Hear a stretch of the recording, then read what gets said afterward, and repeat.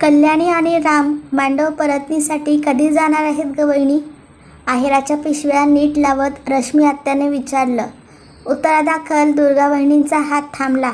आपल्या मुलाने आणि सुनेने लग्नानंतरचे दिवस मनसोक्तपणे मजेत घालवावे, फिरून यावं, सुनेला तिच्या घरची ओढ असते तिथे जावं असं तिला वाटत होतं. पण रत्नाकर रावांचा दरारा इतका होता की दुर्गा वहिनी काहीच बोलत नसत. आताही त्यांनी तसंच उत्तर दिलं. ह्यांना विचार बाई तूच, तुझे बंधुराज म्हणतील तेव्हा पाठवू दोघांना. देवदर्शन झालं ना आता नवीन जोडप्यांचं? तिला माहेरची ओढ असणारच न ग. मी तर लग्नानंतर तिसऱ्याच दिवशी आले होते बाई मांडव परतनीला. दादानेच माझ्या सासूबाईंना विनंती केली होती, नाही का ग वहिनी? तू पण कशी अधीर झाली होतीस मला भेटायला. किती कौतुक केलंस ग वहिनी तू माझं. आता कल्याणीचंही भरपूर कौतुक करू.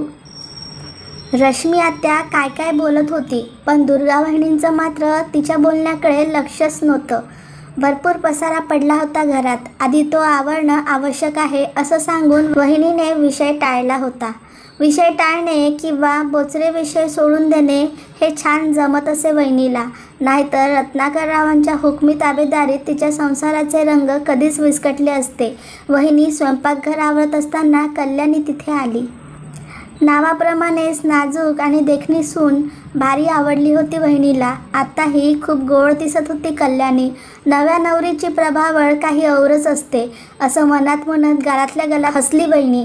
आणि कल्याणीने विचारलंच, काय झालं आई, असं का बघताय? किती सोज्वळ रूप आहे ग तुझं. खरंच रामच्या पसंतीला मानलं पाहिजे हं. काहीही काय आई. आई एक विचारू? बोल की बिंदास्त. लग्नाआधी रामने अनेकदा मामांचा उल्लेख केला होता. खूप लाडके आहेत म्हणाला होता. पण मग ते केशव मामा लग्नाला नव्हते आले. तुमचे एकुलते एक भाऊ ना, मग ते का नाही आले? सांगेन कधीतरी, आता नको तो विषय. माहेरचं सुख नसतं ग काही जणींच्या नशिबात. जाऊ दे, जेवणाची वेळ झाली बघ. बोलाव राम आणि सगळ्यांना. जेवण सुरू असतानाच रश्मी आत्याने कल्याणी रामच्या मांडव परतनीचा विषय काढला. दादा, मुलांना जाऊन येऊ देत की आता नागपूरला? सुनबाईच्या माहेरची मंडळी वाट बघत असतील रे. मोठ्या भावाच्या मनाचा अंदाज घेत आत्याने विचारलं. पण लगेच संध्याकाळी वापस निघा म्हणावं. रामने दार्जिलिंगची तिकीटं काढली आहेत ना, त्याला अजून 4 दिवस आहेत दादा. मुलांना राहू देत की एखादा दिवस नागपुरात. रामला पण जरा सासर. बास, निघतील ते लगेच संध्याकाळी. तिथे राहायचं काय आणि इथे काय होणार रे राम? रश्मी आत्याचे बोलणे मध्येच खोळत रत्नाकरराव म्हणाले. राम काहीच बोलला नाही. त्यानंतर कितीतरी वेळ घरात कुणीच काहीच बोललं नाही. एक वेगळंच दडपण होतं वातावरणात. संध्याकाळी कल्याणी रत्नाकररावांच्या ऑफिस रूममध्ये गेली. बैठकीला लागूनच ॲडव्होकेट रत्नाकरचं ऑफिस होतं. ये बेटा ये. आता माझा एवढा मोठा व्यवसाय तुलाच सांभाळायचा आहे बरं का. रामने काही माझं ऐकलं नाही. इंजिनियरच झाला, पण सून मात्र वकील मिळवली. हे उपकारच म्हणायचे त्याचे. मला ॲडव्होकेट गोखलांसारखा अत्यंत नावाजलेल्या व्यक्तीकडे प्रॅक्टिस करायला मिळाली हे माझं भाग्यच, कल्याणी म्हणाली. हो तर, नागपुरातील सगळ्यात मोठे वकील तुझं किती कौतुक करत होते माझ्याकडे. म्हणाले, भाग्यवान आहात म्हणून आमची इतकी कसलेली वकील तुम्हाला सून म्हणून मिळाली. आता आठवडाभरात तू सगळं बघायला सुरुवात कर. खूप काम पडलंय. सासरी बुवा उत्साहित होऊन बोलत होते. कल्याणी तिच्या खोलीत आली. पूर्णाचं जेवण जेवून राम सुस्तावला होता. काय म्हणताय वकिलीनबाई?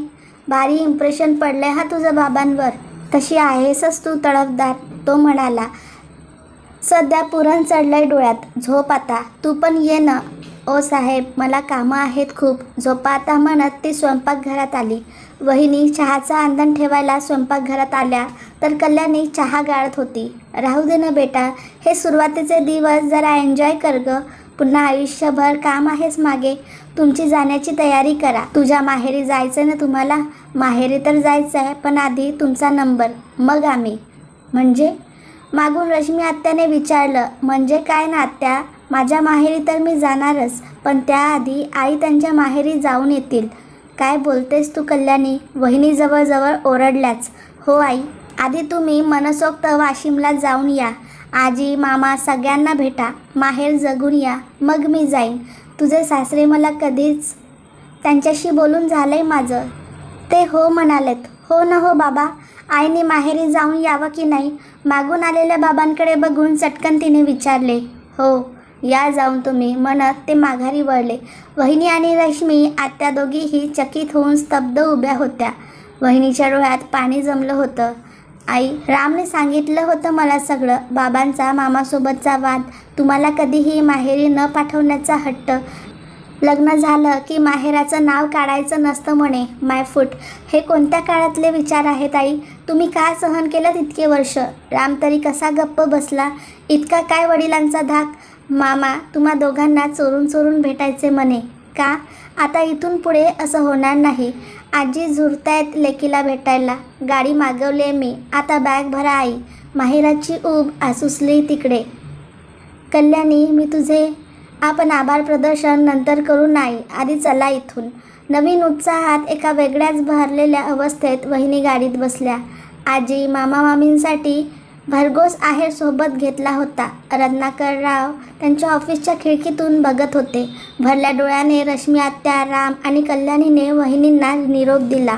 कल्याणी, काय जादू केलीस तू बाबांवर? जमदाग्नी लगेच कसे प्रसन्न झाले तुझ्यावर? राम म्हणाला. हाडाची ॲडव्होकेट आहे रे मी. बाबांची एक फार मोठी केस अडकली आहे गेल्या 2 वर्षांपासून. विरुद्ध पार्टीचे वकील आहेत गोखले सर. आणि तुझ्या मामांचे बालमित्र आहेत ना, बळवंत मामा, त्यांची ही केस आहे. योग्य वेळी योग्य त्या व्यक्तीला चिमटीत कसं पकडायचं ह्याचं ट्रेनिंग झालं आहे ना माझं. डोळे मिचकावत तिने रामचं नाक पकडलं. आपल्या बायकोच्या ह्या हुशारीवर खुश होऊन राम म्हणाला, जाम आवडला हां तुझा हा मास्टर स्ट्रोक. धन्यवाद. मित्र आणि मैत्रिणींनो, तुम्हाला जर आजची कथा आवडली असेल तर प्लीज व्हिडिओला लाईक करा, शेअर करा, कमेंट करा आणि सर्वात महत्त्वाचं म्हणजे तुम्ही जर माझ्या चॅनलवर पहिल्यांदा आला असाल तर चॅनलला सबस्क्राईब करायला विसरू नका. धन्यवाद.